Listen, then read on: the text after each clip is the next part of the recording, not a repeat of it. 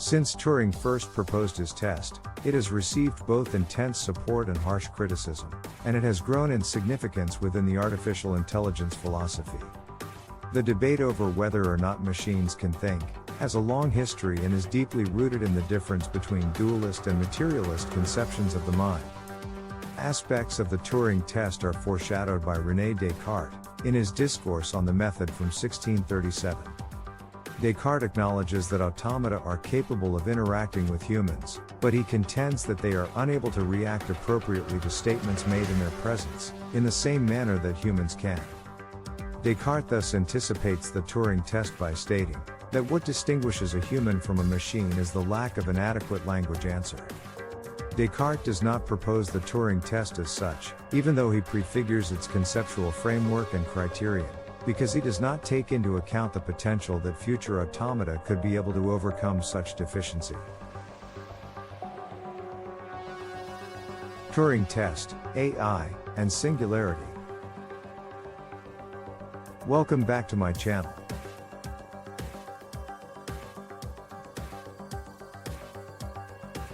Alan Matheson Turing was an English mathematician, computer scientist, logician, cryptanalyst, philosopher, and theoretical biologist. Turing had a significant impact on the growth of theoretical computer science by formalizing algorithm and computation principles using the Turing machine, which is a model for a general-purpose computer. His contributions to theoretical computer science and artificial intelligence are largely regarded as his legacy. Turing was instrumental in helping the Allies defeat the Axis powers in a number of important conflicts, including the Battle of the Atlantic, by deciphering intercepted coded signals. Turing created the automatic computing engine, one of the first designs for a stored program computer, while working at the National Physical Laboratory after the war. The Turing test, which Alan Turing first referred to as the imitation game in 1950, measures a machine's capacity to display intelligent behavior that is comparable to, or impossible to differentiate from that of a human. Turing suggested that a human judge would assess natural language exchanges between a human and a machine created to produce responses that resembled those of a human. All participants would be isolated from one another, and the evaluator would be aware that one of the two conversation partners was a machine. The outcome would not be dependent on the machine's capacity to convert words into speech, because the dialogue would be limited to a text-only channel, like a computer keyboard and screen. The machine would be deemed to have passed the test if the assessor was unable to consistently distinguish between the person and the machine. The machine's capacity to provide accurate responses to questions would not affect the test results, rather how much the machine's responses resembled those a human would provide. While working at the University of Manchester, Turing published Computing Machinery and Intelligence in 1950, where he first proposed the test. Turing decides to replace the question by another, which is closely related to it and is expressed in relatively unambiguous words because thinking is difficult to define. The imitation game, a three-person game, in which an interrogator interviews a man and a woman in another room, to ascertain the correct sex of the two players, is how Turing explains the new form of the problem. Is it possible to imagine digital machines that would do well in the imitation game? Turing thought that there was a real answer to this query. He addressed each significant criticism of the claim that machines can think. The Turing test's potential application as a gauge of intelligence, or any other human trait, was not explicitly stated by Turing. In order to respond to detractors of the idea of thinking machines, and to make suggestions for how research may go, he intended to offer a simple and understandable substitute for the word think. Many professionals in the industry maintain that the Turing test does not demonstrate machine intelligence, rather it just demonstrates how simple it is to trick humans. One method for evaluating a machine's intelligence, or ability to think, is the Turing test. Both philosophers and computer scientists have objected to this suggestion.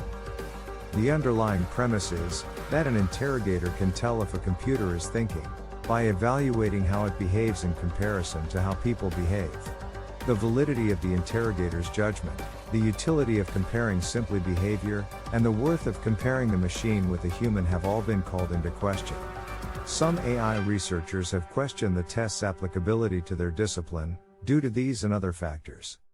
The Turing test does not measure highly intellectual traits, like the capacity to solve complex puzzles or generate novel discoveries. In fact, it directly calls for deception on the part of the computer, which must purposefully avoid seeming overly intelligent, if it is more intelligent than a person. The interrogator would realize the program is not human, if it were to solve a computational issue that is virtually impossible for a human to solve, and the machine would fail the test. The test cannot be used to create or assess artificial intelligence systems, since it cannot measure intelligence that is greater than human capacity. As a result, a number of test options that could assess super-intelligent systems have been put forth. The American-Hungarian mathematician John von Neumann was the first to introduce the term singularity in a technological context. The technological singularity, often known as the singularity, is a possible future time point at which technological advancement becomes unstoppable and irreversible, bringing about unexpected changes to human civilization. According to the singularity theory, most widely accepted interpretation, an upgradable intelligent agent eventually enters a runaway reaction of self-improvement cycles, with each new and more intelligent generation emerging more quickly. This causes an explosion in intelligence, and produces a potent superintelligence that qualitatively far outperforms all human intelligence combined. The most notable aspect of the singularity is that it will entail computer programs that are so sophisticated that artificial intelligence surpasses human intelligence, possibly erasing the line separating humans from machines. One of the main technologies that will bring about the singularity is thought to be nanotechnology. The human civilization will be severely impacted by this surge in intelligence. These computer programs and artificial intelligence will develop into super-intelligent machines, with cognitive powers beyond those of humans. These tales, which were frequently doomsday in nature, painted a picture of an unfathomably dystopian future, in which superintelligence constantly improved and advanced. This is so that machines, who lack cognitive ability compared to their human creators, can take over their own evolution. According to the singularity theory, self-directing computers create and attain superintelligence. This will happen, and get worse exponentially rather than gradually. Entrepreneurs and well-known people, like Elon Musk, have voiced fears about how AI advancements could wipe out humanity. During the first half of the 21st century, significant advances in genetics, nanotechnology, and robotics will establish the groundwork for the singularity.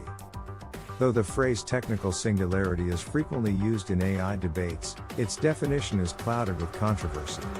But most scientists and philosophers concur that the arrival of superintelligence will mark a turning point in human history. They also concur on important singularity concepts like time and speed.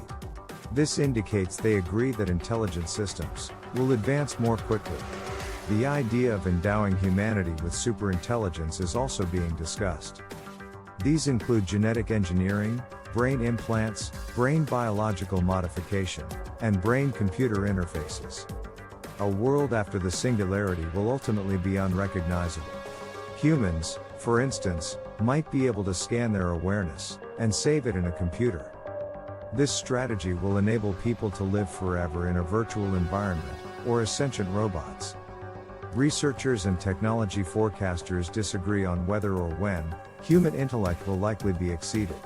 Some claim that improvements in artificial intelligence will likely lead to systems of general reasoning that get around the constraints of human cognition. Others think that in order to acquire dramatically higher intelligence, people would directly modify or evolve their biology.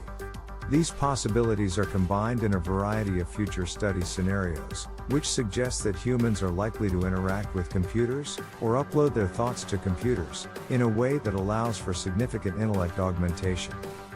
The Age of Spiritual Machines, a book by Ray Kurzweil, that delves deeper into this theories, published in 1999, represented a wake-up call. He foretold the inevitable arrival of the AI singularity within our lifetime.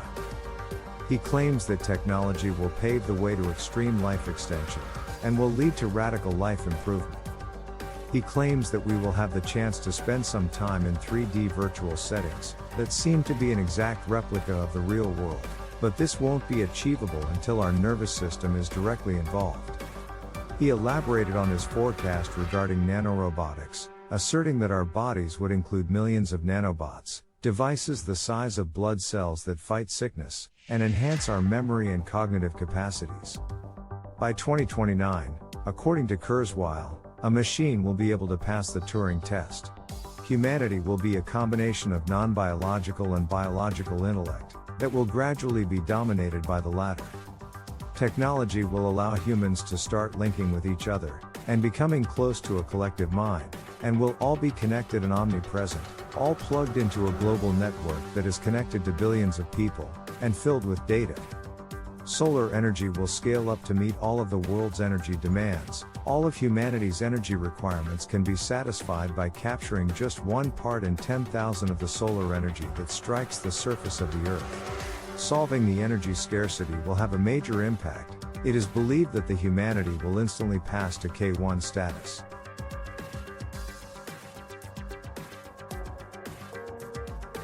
Artificial intelligence and singularity, if handled right, will solve major humanity problems, from poverty to life extension and energy abundance. I am sure that we are on the right path. Humanity K1 status is at the next corner. These are indeed very interesting times in which we are living. The future is here, and is happening now. Thanks for watching.